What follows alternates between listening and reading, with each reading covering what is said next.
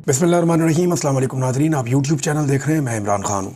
नाज़रीन, एक तो पहले मैं आपको पैगाम दे दूँ कि अभी इस वीलॉग के बाद हम बर्मिंघम में करने जा रहे हैं फ़ंड रेजिंग सैलाब मुतासरीन के लिए।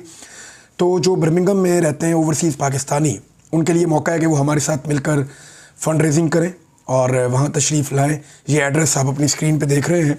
और कल हफ्ते के रोज़ दोबारा से हम पाकिस्तान टाइम के मुताबिक 8 बजे से लेकर रात 1 बजे तक हम करेंगे टेलीथॉन फ़ंड रेजिंग के लिए, ताकि सैलाब मुतासरीन के लिए जितना मैक्सिमम हम कर सकें मिलकर वो हम कर लें। और अब आ जाए नाज़रीन खबरों की तरफ। तो सबसे पहली खबर ये है कि लंदन में पड़ाव है मौजूदा हुक्मरानों का। शहबाज शरीफ साहब पहुँच गए हैं। कहा जा रहा है कि कुछ 40-50 बंदे भी साथ ले आए हैं और बाकी बंदे भी पहुँचाए जा रहे हैं बरतानिया में। कुछ वज़ीर भी साथ हैं और इस्टेब्लिशमेंट भी साथ है। तो पूरा जो लंदन के अंदर हुकूमत का इस वक्त स्ट्रक्चर है उसको लंदन में पहुंचाया गया है। कोशिश ये है कि लंदन इनका बहुत पुराना एक टारगेट था। बरतानिया में शरीफ ख़ानदान की बहुत मट्टी पलीत हुई है, बड़ा इनका बेड़ा गर्क हुआ है। इनका पुराना दौर वापस नहीं आ रहा। ये जहाँ निकलते हैं लोग इनको बुरा भला कहते हैं। अभी एक नई वीडियो आ रही थी नवाज शरीफ साहब की, एक खातून ने दोबारा उनके ऊपर जो है वो तनकीद के नश्तर बरसा दिए। वो रोज़ाना ही आता रहता कुछ ना कुछ। इनके बच्चों को, इनको लोगों ने जीना हराम किया हुआ था। इनका वजह ये थी कि इन्होंने पाकिस्तान में करप्शन की और जवाब नहीं दे पाए, मनी ट्रेल नहीं दे पाए। फिर पाकिस्तान में एस्टेब्लिशमेंट के साथ मिलकर इन्होंने इलेक्शन चोरी कर दिया, जुल्म और बर्बरियत का बाजार गर्म कर दिया। तो बरतानिया में जो पाकिस्तानी मौजूद हैं उन्होंने इनको तख्ता मश्क बना लिया। वो इनके पीछे पड़ गए। उन्होंने कहा जी आपको जवाब देना पड़ेगा। तो ये वहाँ मुँह छुपाते फिरते थे। अब लंदन इनका बड़ा पुराना हदफ है और इस दफ़ा इन्होंने बड़ी मेहनत की है। मैं आपको सीरियसली बता रहा हूँ कि मैंने और साबिर शाकिर भाई ने एक वीलॉग भी किया था। हम इसके ऊपर गुज़िश्ता 1-1.5 हफ्ते से इन्फॉर्मेशन ले रहे हैं। इन्होंने बड़ी मेहनत की है, एक एक बंदे को चेक किया, एक एक बंदे से बात की, बेशुमार लोगों की मिन्नतें की, बहुत ज़्यादा पैसा भी खर्च किया। इनकी कोशिश ये है कि लंदन किसी तरह इनको वापस मिल जाए। अब उस सिलसिले में जो है वो एक ये जलसा टाइप का करने जा रहे हैं बंद इन्वायरमेंट में, और ये 20 तारीख को होगा। पाकिस्तान तहरीक इंसाफ का या ओवरसीज़ पाकिस्तानियों का ये एक बड़ा इम्तिहान भी है। सवाल ये पैदा होता है कि क्या लंदन का कब्ज़ा शरीफ ख़ानदान ले पाएगा।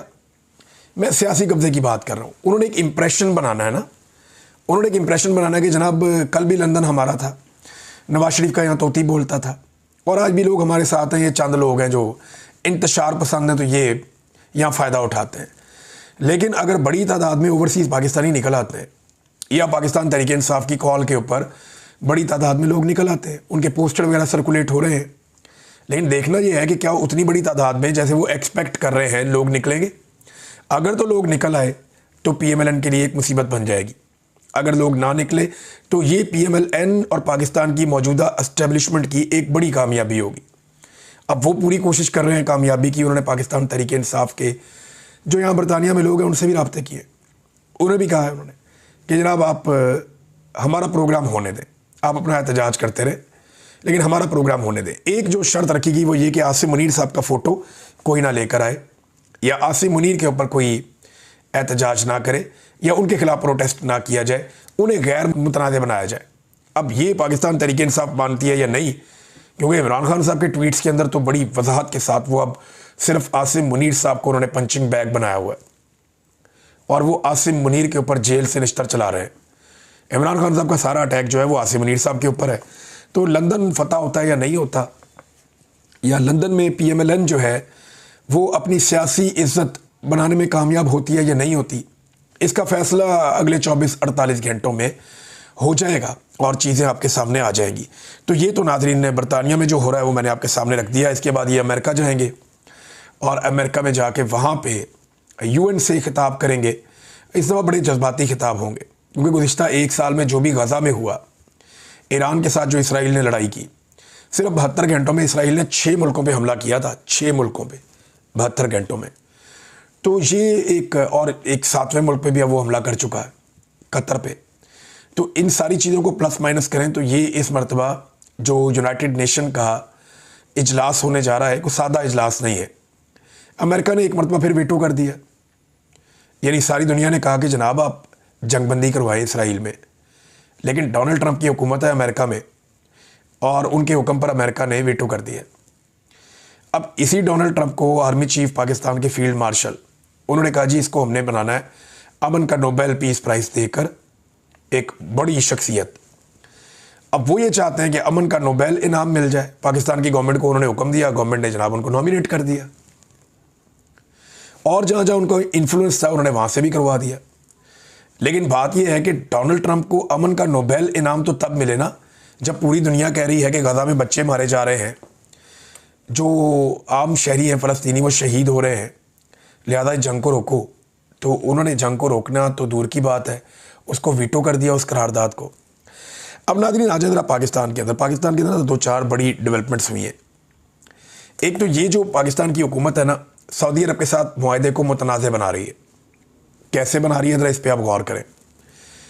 ये मुआहदा नवाज शरीफ भी कर सकता था, यही प्रोटोकॉल जो शहबाज शरीफ को मिला है नवाज शरीफ ले सकता था 2015 में, यही मुआहदा इमरान खान कर सकता था, यही सारे प्रोटोकॉल ये सारी चीज़ें इमरान खान भी ले सकता था 2018 से 2022 के बीच में।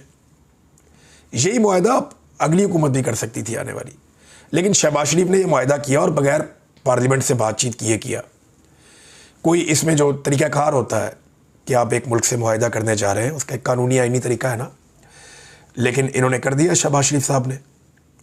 अब मुआहदा करने के बाद उसको पॉलिटिसाइज कर रहे हैं। पाकिस्तान में जो अपोजिशन जमाते हैं उनको टॉन्ट कर रहे हैं, उन्हें ये कह रहे हैं देखो हमने ये कर दिया, देखो हमने वो कर दिया। भाई आपने कोई माशी मुआहदा नहीं किया उनके साथ, वो पाकिस्तान में कोई सरमायाकारी लाने का मुआहदा नहीं किया, सिंपल आपने अपनी फ़ौजी खिदमात उनको दी हैं, सिंपल ये है।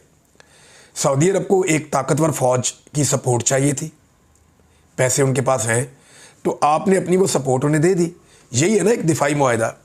देखिए अब सऊदी अरब के ऊपर कोई हमला करेगा तो पाकिस्तान के फ़ौजी जाकर लड़ेंगे, बुरी बात नहीं है, लेकिन क्या पाकिस्तान पे कोई हमला करेगा तो सऊदी अरब के फ़ौजी आकर लड़ेंगे? सवाल पूछने वाला ये है। उनके पास पैसे हैं, वो पैसे खर्च करेंगे, आपके वो फ़ौज है, आप फ़ौज खर्च करेंगे, सादी बात ये है। और ये बाकायदा जो इस हुकूमत के हरकारे हैं या इस्टेब्लिशमेंट के टाउट्स हैं, वो अपने मुंह से ये कह चुके हैं कि ये इत्तेहाद इसराइल के ख़िलाफ़ नहीं बना। ये जो उम्मत मुस्लिमा को चूरन बेचा जा रहा है ना, पाकिस्तानियों को बेवकूफ़ बनाया जा रहा है कि शायद ये इत्तेहाद इसराइल के ख़िलाफ़ है, तो ऐसा नहीं है। मुसलमान मुल्कों ने इसराइल से नहीं लड़ना क्योंकि अमेरिका नाराज़ हो जाएगा, वरना कतर के ऊपर इसराइल ने अटैक किया, कतर वापस एक मिसाइल तो मारता ना, एक अटैक तो करता छोटा मोटा। कतर ने नहीं किया, सारे मुसलमान मुल्क उसकी पुष्ट पे खड़े, उन्होंने फिर भी नहीं किया। तो अरब जानते हैं कि उन्होंने बिजनेस करना है, वो जानते हैं कि उन्होंने अपने मुल्कों को अमीर बनाना है, उन्होंने अपनी मईशत को मज़ीद मजबूत करना है, उनका टारगेट वो है, उनके ये लड़ाई झगड़े वाले टारगेट नहीं है। लिहाजा उन्होंने इसराइल से लड़ाई नहीं करनी। ये आपस की रिफ्ट है मुसलमान ममालिक की, जिसमें एक दूसरे से प्रोटेक्शन चाहिए। और ये बात वाज़े तौर पे अहमद कुरैशी साहब ने बयान भी कर दी ट्वीट्स के अंदर। अब अहमद कुरैशी को उन्हें बताने की ज़रूरत नहीं है, ये एस्टेब्लिशमेंट के सबसे करीब तरीन सहाफ़ियों में से एक है। मैं इन्हें ऐसे जानता हूँ कि मैंने इनके साथ काम किया है, उस वक्त भी इन्हें पूरा प्रोग्राम बना बनाया मिल जाता था, ये उसके ऊपर काम करते थे और प्रोग्राम चला देते थे। मैंने खुद देखा हुआ है उस न्यूज़ रूम में।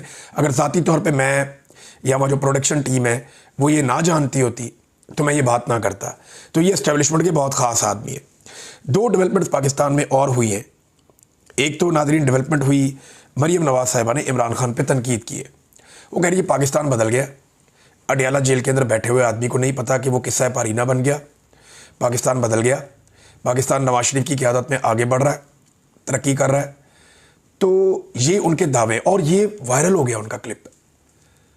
और इमरान खान जिसके बारे में उन्होंने कहा वो किस्सा पारीना है, अंदाज़ा करें कि मरीम नवाज़ का गुज़िश्ता चंद महीनों में कोई क्लिप वायरल नहीं हुआ, सिवाय एक जिसमें उन्होंने कोई अजीबोगरीब किस्म की बात कर दी थी वेदर के बारे में ना, जब एक क्लाइमेट चेंज था इसके बारे में उन्होंने एक बात कर दी, बहुत अजीब बात कर दी, बारिश और रेनिंग को मिला के।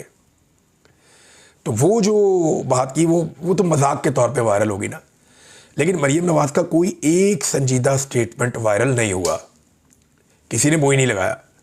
लेकिन जैसे ही मरीम नवाज़ ने इमरान खान का नाम लिया तो वायरल हो गया। आप अंदाज़ा करें कि इनकी सियासी औकात इतनी है, बाप बेटी की, चचा की, सबकी, कि इनकी कोई बात लोग सुनते भी तब हैं जब ये इमरान खान के बारे में बात करते हैं। और वो किस्सा पारीना हो गया, बड़ा मेहरबान है। मैंने अदालत में गया, इधर उधर कोशिश की, लेकिन एस्टेब्लिशमेंट ने नहीं खुलने दिया।